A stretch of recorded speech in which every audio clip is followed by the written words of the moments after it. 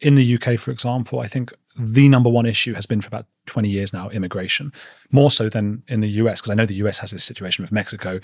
I think most people in the UK, if it was like we're getting a lot of people from Mexico, would be like, yeah, fine, because we're getting people from places that hate the UK. It seems like they voted for Brexit as a sort of protest vote, knowing deep down that it wasn't actually going to change anything, because all it meant was people aren't coming from Europe as much, but they're coming from more from that kind of place. So is that a good example of like we're not actually getting the democracy that we wanted? I would say yes, because there was a message that made British UK voters believe that leaving the EU was going to result in a fix to this immigration problem, instead of teaching them what the actual immigration problem was, instead of bringing to the forefront policies that could actually curtail immigration. And I'm as a visitor from outside of the UK, I'm only marginally aware of what your immigration issues are, but they are very real. And it's really powerful to see how many people are genuinely concerned, and to walk through neighborhoods, even in London, that aren't London. Has that been a shock to you? It's absolutely been a shock to me. I walked through like a Little India yesterday. It wasn't called Little India, but that's how I describe it, because I turned a block and then all of a sudden I wasn't in London anymore. And I saw that 2 or 3 times, right? I saw almost like a little Africa, like a little, I don't even know what part of Africa, because it was multiple blended cultures. I saw a little Pakistan angry at Little India. It was really strange. You saw them angry at Little India? It's such a shame, because I think people like you, I mean, you're really into lots of cultures. You speak all these languages from the Far East, and it's so fascinating. You're obviously fascinated. You're in the CIA. You're really interested in other cultures and things like that. I am as well, and love other countries and love other places, and have lived in many different countries. And then I don't want to be that guy going like, hey, you don't want to be anti. It's like the worst thing you can be, anti-immigration or whatever. But do you think that it is a problem for a country when it's just so fractured? It's funny, because what you're getting at there is a question of ideology, right? You just said yourself, we don't want to be the person that's anti-immigration. Well, why not? What makes you feel like there's anything wrong with being the person who's anti-immigration? The problem is that we've been socially acculturated, right, to believe that immigration is like a human right, that immigration is a good thing, that immigration is democracy. Fuck that! Fuck that! That's not why immigration was invented. Immigration was invented because countries needed to survive, so they needed to bring in skilled workers from other countries, or they needed to bring in labor-intensive workers from other countries to do jobs that the local skilled workforce couldn't do. That's it. That's why immigration exists. It's not supposed to be fair and just, and we're here to help people, and we want to make sure that refugees have a safe place. No, that's all political bullshit. That's all stuff that you feed a stupid citizenship to make them feel like we're doing the right thing by letting foreigners into our country. If the foreigner doesn't benefit the fucking country, they shouldn't be here.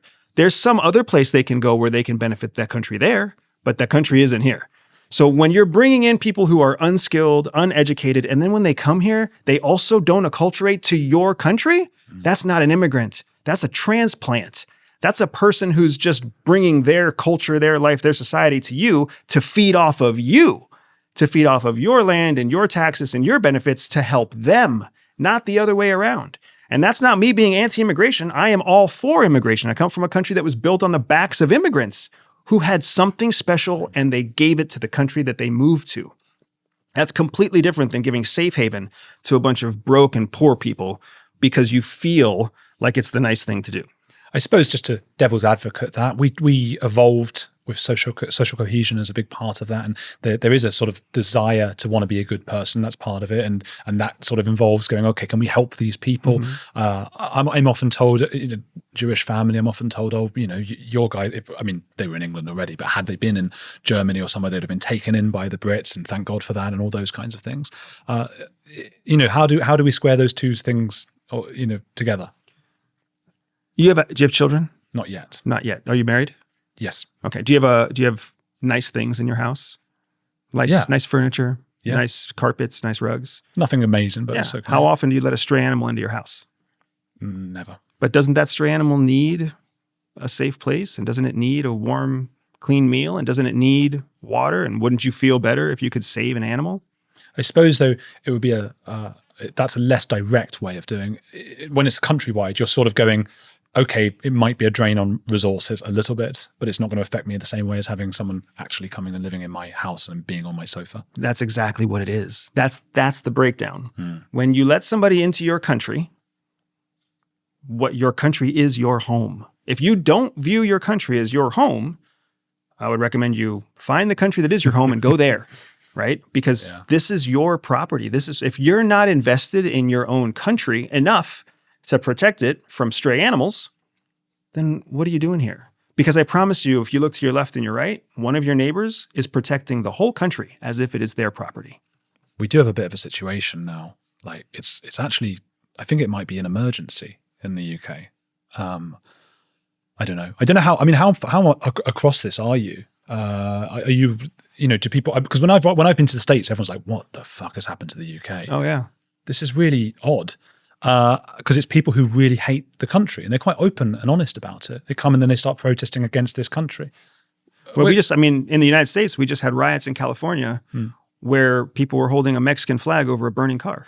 Yes. Right? I mean, and that was people protesting illegal immigration, like not immigration.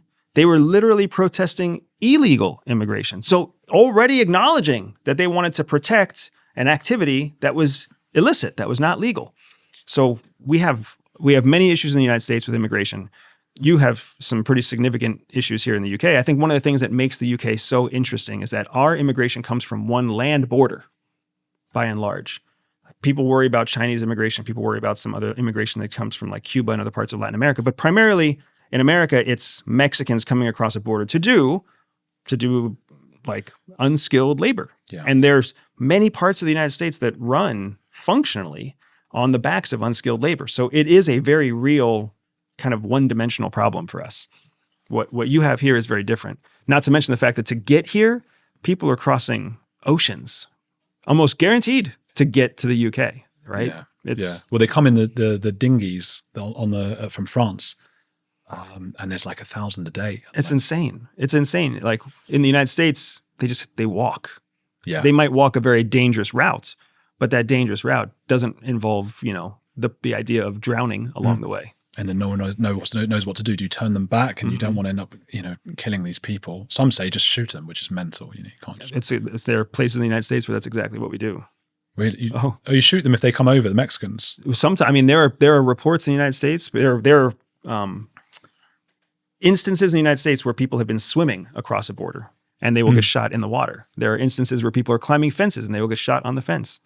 And I mean, if you're going to defend your home, again, you've got to ask yourself those hard questions. And if you're going to be ideologically driven to let people in, then you have to be ideologically acceptant of what they do to your country, what that means to the safety of your children, the well-being of your supply chains, of your water and your food. If you're going to let it happen, if you're going to let the stray dog in your house, you can't be mad at it when it pisses in the corner. Yeah. 40% of British Muslims want Sharia law. 53% want homosexuality outlawed. We're in a bit of a state right now because there's millions here. 91% watching Heretics clips are not subscribed. Quick favor, hit subscribe. Free, takes 2 seconds, and helps us question everything together.